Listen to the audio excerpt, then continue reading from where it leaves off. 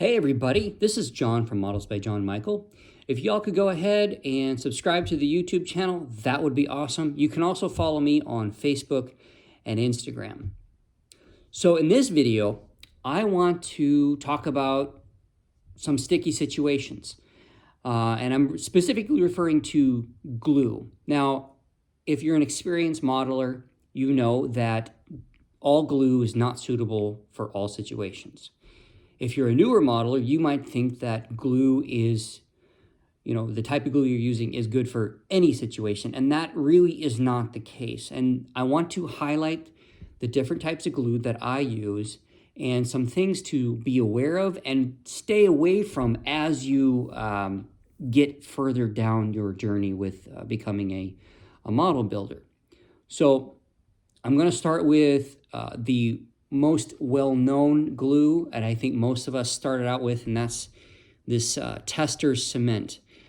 Now they do have a couple of different versions of this. They have, I think this is the original. They have one that comes in a blue tube as well, and I think that one's a little less toxic and doesn't have quite the potency as far as odor goes that this stuff has. And I think the blue stuff might be non-toxic. This glue here, this is what most modelers start with. When I got back into model building, this was the glue I started with. Testors, they've been around for a really long time. I'll tell you that this is a very outdated, antiquated way to glue your models together. One of the main problems with this glue is lack of control. So it is a gel type glue, I guess you could call it, but it's very kind of gelatinous. Comes in this tube with the spout here is very wide at the top, so you tend to get a lot of glue coming out all at one time. So not necessarily the best scenario if you're trying to glue things together. The cure time on this stuff isn't the shortest. So for those of you that like to build models quickly, this probably isn't the glue for you. And then like I said, just the lack of control that you have with this glue. So, and for kids, a lot of parents will give their kids this glue and say, here, go ahead and build your model. There are better glues out there. So just to warn you on that one. So that's the Testors. And then the next glue is from my favorite company, Tamiya. They make a couple of different glue types. I think they make at least 3 that I'm aware of, probably more than that. But this is their standard cement. This stuff is a little thicker. Comes with a nice brush, as you can see here, so you can apply it directly where you need it to. You have the control. It's not going to go everywhere. So this is really, really nice. Comes in a nice little container too. So it's harder to tip over, which is really nice. Although they do make foam blocks that these can go into and sit in, so that gives it even a wider base. So if you're especially clumsy, if you're working in tight quarters, if you're doing that, you tend to knock things over a little more. So that's something to think about too. And I think they're very widely available. So, and I think you can 3D print them as well if you have a 3D printer. So anyway, so that's one of the glues that I really like.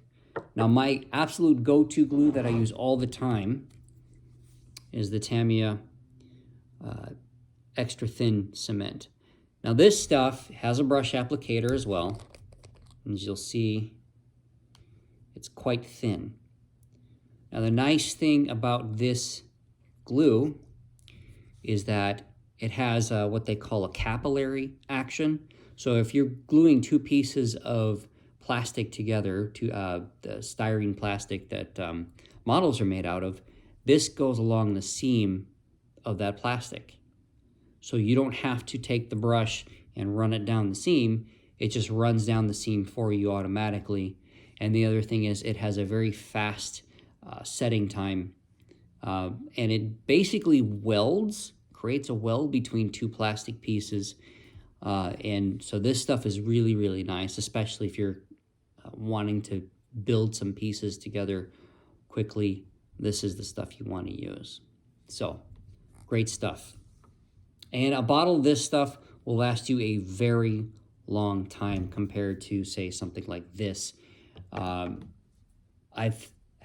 think one of these bottles lasts me 3 years, 2 years, at least 2 years for sure. So it's a very long-lasting glue. And then the other glue that I use regularly on clear parts is this stuff here. It's called Canopy glue. It's basically Elmer's glue. You don't have to pick this particular thing up. This is a little more expensive than, say, your standard Elmer's glue, but this is essentially the same thing. And so if you want to use Elmer's glue instead of Canopy glue, go right ahead, does the same thing. The nice thing about this stuff is this does not fog clear plastic parts, whereas I know this does, okay? This, I haven't had it fog clear plastic parts, but it has the potential to, and I think this stuff will fog clear plastic parts as well. But this absolutely will not fog your clear plastic parts because it's just Elmer's glue, and it holds extremely well. Usually how I apply it, because the applicator on this is quite wide, and there's a little bit of glue trying to come out, but it's quite wide. So usually what I'll do is I'll take like a wooden dowel with a point on it, or some kind of stick with a point on it, put a little bit of bead of glue on there, and then apply it to the part. And then you put the canopy on to the aircraft, or if you're working with gluing model cars together, gluing the windshield and stuff, you can use it for that as well. So very handy glue to have around. And then the last glue that I want to talk about is what they call CA glue, super glue, crazy glue. Goes by a bunch of different names, and that's what this stuff is. So this is the instant bond glue that you can use. Sometimes this comes in really handy, especially if you have two parts, maybe one of them's a little warped and you want that instant bond to take place.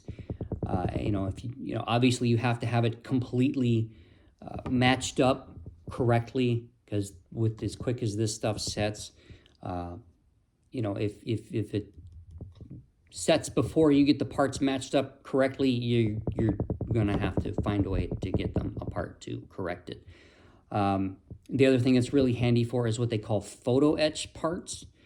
So those are typically pieces, they're made of metal, and if you want to stick them to your plastic model, this stuff is not going to work. The Tamiya or testers or any of those aren't going to work, because it doesn't have the ability to create the bond, because this stuff needs two pieces of plastic.